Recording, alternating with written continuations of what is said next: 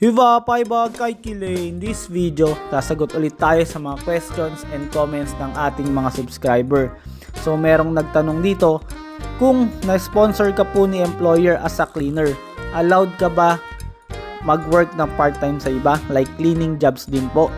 Ang sagot po dyan is yes, allowed po tayo na mag-part-time basta same type of job.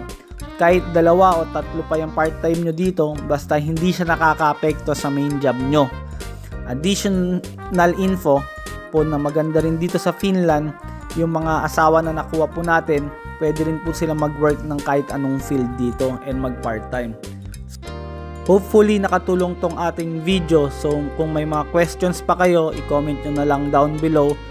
So thank you for watching and see you on the next video. Nahadan, moy mo.